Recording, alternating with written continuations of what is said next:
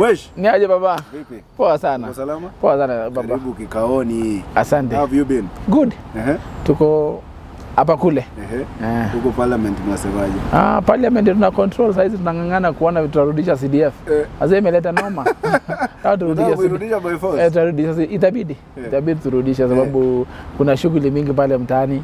Why, by the way, do you think you need CDF so much? CDF, actually we don't need the CDF.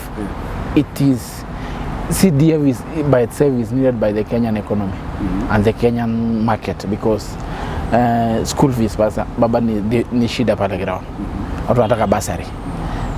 Kuna infrastructural support ya classes. Kuna kuleta mabasi kwa mashule. Kuna mambo kujenga maofisi ya chief. Sometimes police station. Yes. So CDF is one of the most efficient default fund. Mimi kwa majina naitwa Kiborek Reuben. Ni kijana tu kutoka pale mtaani Mogotio. Nimesaliwa pale Mogotio. Kaingia shule pale inaitwa Thinai class 1 2. By the nikaingia shule inaitwa Sarambe hadi class 7 nikaenda Mogotio primary. Kutoka Mogotio primary nikaenda Rumuruti. Shule ndo AIC St. Paul Academy kule Rumuruti. Nikafanya class 8 pale mwaka 2006. 206 baba. Nikitambo baba. Katoka hapo kaenda Baringo High School. I was admitted nikajoin Baringo High School. Baringo High School form 2. Noma kidogo nikatoka pale. What do you mean noma? Noma tu. Ulikuwa one of the naughty students. Not naughty. Nilikuwa na champion kwa what I thought it was. You know, I'm a forthright person who speak out my mind. And most of the time establishment or any system doesn't like people who speak up their mind. Who stand for just and truth and who want to get things right. So nilikuwa tu ile msee nasema mbona hivi, mbona si hivi. Mbona unajua kuuliza maswali mingi pale naleta noma pia. So noma ikakuwa noma. Kaenda shule nyingine hapo kidogo na nikaenda shule nyumbani inaitwa Thinai Secondary. Pale ni home, iko Mogotio hapo. Kashinda pale nikamaliza form 4 2010.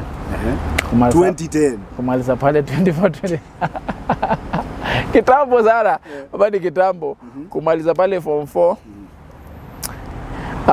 Kuwa na debate nataka kuja college. Nataka kwenda college. Hasa mzae hataki nikuje Nairobi. Mimi nataka nikuje Nairobi college. College gani ulikuwa unataka kusomea? Sasa nataka kusomea tu mambo na siasa na nini, lakini mzae anataka niende Eldoret. Sababu aliona Eldoret hii jamaa isipote huko ni nyumbani. Small kienda Nairobi utapotea. Mimi nimefanya kikao kama 3 pale. Fanya kikao ya kwanza, mzae akanishinda. Nika-appeal. Tukafanya kikao ya pili. Na familia yote, kwa kazi yote, familia mzima. Kabla mniruhusu mimi niende Nairobi sababu kichwa changu iko Nairobi. Mzae akakubali shingo upande. So kuna boy hapo, kuna jamaa tu hapo nyumbani tumegrow nao. Mzee unamjua. Tumegrow nao. Babake alikuwa manager wa Makonge. Anaitwa Otoyo. Namjua Otoyo. Sasa mzee akaenda akampata akamwambia kijana anataka kwenda Nairobi. Na mimi nimekataa lakini nakupewa kijana ndio nampeleka. So mimi kuja Nairobi si kupita matatu, nikapita gari ya maidha matano Kasungu Otoyo. Boy wangu huyo. Kanileta Nairobi. Kafika Nairobi. Sasa nimekuja shule. Nimekuja kufanya course ya tourism. Kaenda Landimawe. Sasa nimeita maboy caucus, maboy wanatoka nyumbani. Tukaenda tukaishi pale Landimawe, jamaa 7, tunaishi room moja. Tukaishi hivyo, tukagrow hivyo. Kidogo nikaona hii course ya tourism ileti shangwe. Nikaenda pale Catholic University, campus yao inaitwa Marist. Sijui kama unaijua. Kaenda kufanya strategic development. Kaona hii mambo sasa, nataka mambo ile course inashikana rada. So nikaenda pale, nikaishi Rongai. Maisha yakaendelea hivyo. Nikafika 2017. Nikasimama kiti. So ulisimama kiti, acha nikuulize. Nikiwa 24 years. 24 years. Nikakuwa namba 3. Acha nikuulize. Ukisimama 2017 ulikuwa umemaliza college? Nilikuwa ninaenda kumaliza. Sikuwa nimemaliza. Ulikuwa bado student. Nilikuwa bado student. So nikasimama pale kiti. Pale wapi? Mogotio constituency. Mogotio constituency. MP yangu anaitwa Professor Sambili. Ellen Sambili. Yes. Jamaa tunashindana na yeye, mwingine anaitwa Dr. Tuitaek. Dr. Chepkech. Yes. Madokta wengi. Nikasema mwanaume ni kujiamini. Kaingia uwanjani. Nikasimama. Sina yeye hata mzee sikumwambia mzazi naenda kusimama. Sikwambia wazazi naenda kusimama juu angekataa. Ulitoa wapi pesa ya kufanya? Sasa mimi natoka hapa weekend, naingia Molo Line, naingia kwa matatu, nafika Nakuru. Kidogo ile 4 nimebambanya na kuamboa gari Nakuru. Naenda matanga, naenda functions. Narudi hivyo nikifika Nakuru napeana gari ya Kahaya. Kisaluni hivi tu kama Brobox na ingia peana gari haya na ingia matatu narudi Nairobi. Kapiga shughuli ile nomination ya Jubilee. Nikakuwa namba 3. Kwa nomination. Nikashindwa na Dr. Tuitek, Professor Sambili akuja namba 2, nikakuwa namba 3. But nikajiona nikasema ala. Kini mazeni nimeshindana na ma giants. Ma professor, wote ni ma prof. Nikasema sawa, next time iko. Kaanza kwenda ground hivyo. Kujituma ground hivyo pole pole. Na unajisiasa nilikuwa nimelanlana hapo kidogo nyuma, nilikuwa volunteer URP. URP pale na nachukua posters, naweka posters, napeana t-shirt, nikijaribu kulanlana siasa kidogo. Nikiwa shule naenda kidogo, nikipata time nakimbia URP office. Najifunza siasa pale URP. So nikawa pia URP kuna watu wamenishikilia. Kuna watu wamenipea wisdom. Kuna watu pale wamenikaribia nikiwa mtu mdogo au kuwa ananiona mystify. Nikiingia URP mara kwanza, mtu kama Nixon Korir, huyo Alangata, ananipea time, ananisikiza, ananipea matumaini. Mtu kama Murkomen, ni mzee amenikeep hapo kibeshte, tumekuwa hapo karibu. So naye nani rais pia ni mtu anapenda watu vijana wadogo. Rais pia amenishikilia. Siwezi kudanganya. Amenishikilia. Kusema ukweli, apart from my father, I think the other father I have is His Excellency. Amenishikilia. Nikafika 2022. Na hii nilikuwa najua hii ni sure hii inaendea vizuri. Ulijua nimepiga ground. Nimekaa ground, nimekaa na watu, bana ilikuwa ngumu bado. Juu ile mtu alikuwa na shida na alikuwa na experience. So tukapiga campaign nomination. Nikashinda. Nomination ya UDA. Lakini jamaa alikuwa returning officer. Jamaa alikuwa kumbe amelipwa bwana. Sasa tunaenda tallying center, mimi nimefanya kwa tallying center yangu nimeshinda. Na nimefanya kabisa with all forms naona nimeshinda.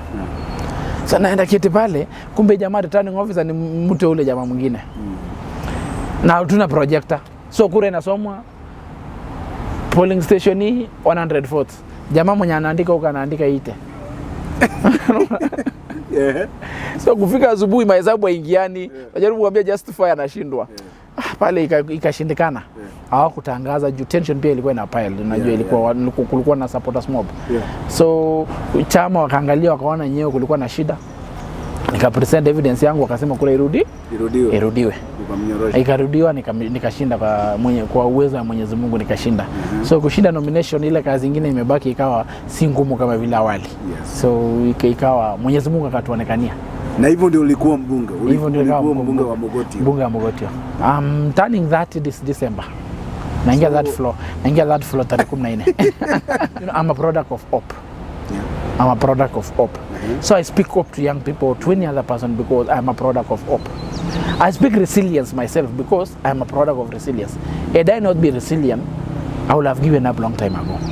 But because when you look back and you ask yourself, who promised me it will be easy? There's a photo you shared on social media. Yes. And it went very viral. Yes.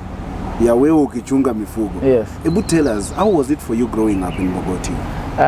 Growing up, I come from a pastoralist background. My father is a pastoralist. So growing up since the age of maybe 6 or 7, I've been looking after cows. Mimi shughuli ilikuwa ni kwenda shule, kutoka shule naenda kuchunga ng'ombe. So mzazi anaenda kuchunga ng'ombe mkienda shule. Mkifika lunch, mkiwa lower primary, mnaenda kurelease mzazi akuja nyumbani mnachunga ng'ombe.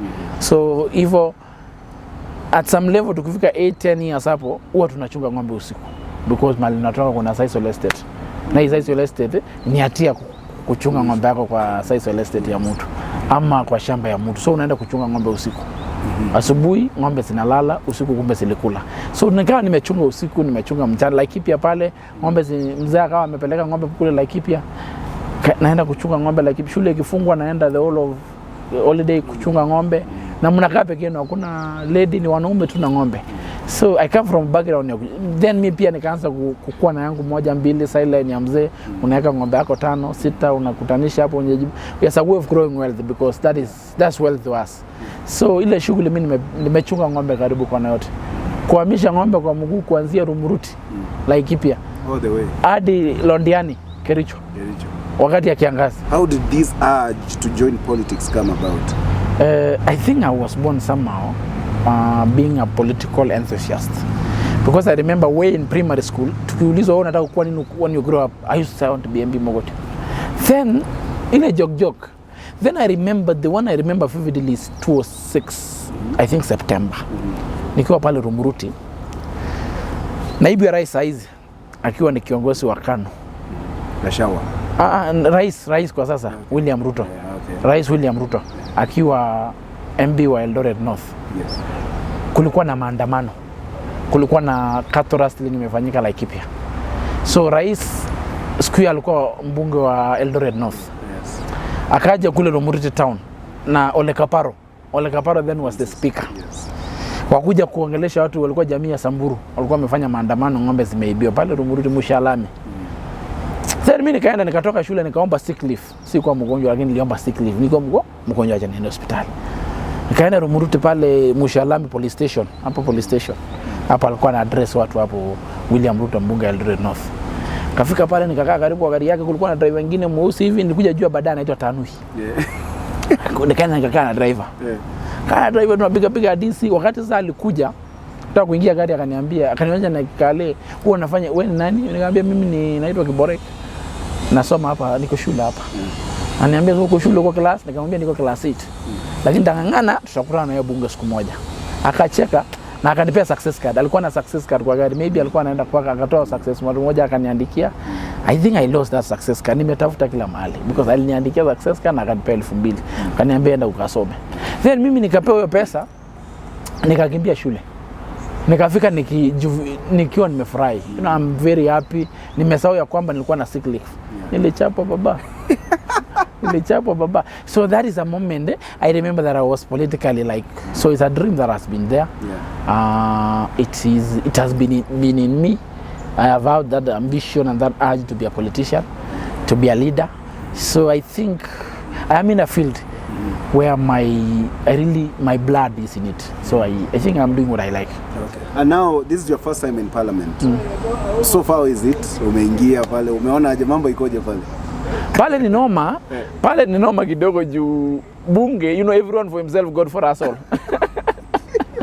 Pale ni noma sababu kila mtu anashughulikia constituency yake, kila mtu anafuata shughuli zake, biashara zake, so no one is much ako na shughuli na wewe. It's about create kutafuta mentors, kutafuta watu unawauliza something when you don't know how to do it. Umeona kuja hapa nimeletwa na mheshimiwa Duma. Mheshimiwa ODM. Lakini you know, as a senior guy who has been elected 15 years, you have to keep close to him, unamuuliza, you create time. Pale flow of the house mbaya, I think tumejaribu kuzungumza mambo inahusu wa Kenya na mambo inahusu watu yetu. So ni ile we are still learning. You know, it's a field umekuja, we are still young. You've not been here.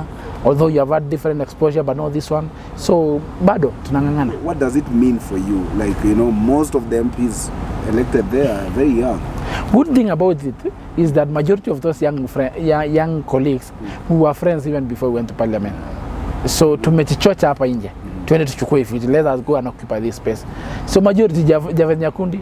Yes, my MP. Actually, that's my MP. Tumekuwa maboy hapa. Amekuwa rafiki. Namtafuta. Yes, mwambie namtafuta. Kibagendi wamekuwa rafiki yangu. Very good friend. Adam Skipsanai. Yes. Gideon Kimayo. Yeah. Lelmenge Joseph. Mukunji. Yes. You know, hao vijana nani wa Mumbi. Tumekuwa marafiki kwa hii Nairobi tukijaribu kutafuta. So tumejipea psyche, tumejipea moral na tumefanikiwa kuingia pale. What we want to do is to push for agenda which are pro people. To push agenda which are pro youth. Push agenda which are progressive, because this is our country. Some of us who have joined at a young age, we still, if God give us good will and good health, we'll be here for the next 20-30 years. So we have to set the foundation of the country that we want Kenya to be like. We have to put Kenya in a trajectory that we want it to be in the next 50-60 years. Agenda 2062 will be here. Me and you, maybe you think 2062 is far. We'll be here. Africa Agenda 2062. So we are those people who will carry the dream of that agenda so that Africa can be able to be a developed country. So it's a generation which is very eager they mean well for this country. You said as young MPs, you need to demonstrate. So wewe kama mbunge wa Mogotio, what are you doing currently? What plans do you have for your people going forward? They have elected you, they are looking up to you. What plans do you have for your people? I have several matters I want to bring to Parliament to begin with. On matters health, because I'm in health committee, there is something that we want to relook. One of them is that KEMSA. Yeah. Or now to make KEMSA to be open, not to be like a closed boys club organization, to be open one and to be open to scrutiny and every Kenyan can see. Yeah. Two, they are also straining because counties does not remit their money to the KEMSA. Yeah. Want to see if the exchequer, if their money can be drawn directly from exchequer. When the counties get drugs, they remit directly to KEMSA instead of giving the counties alafu KEMSA ianza kufukuzana na magavana. Two, we need to relook in the business such as that one for skin and eyes.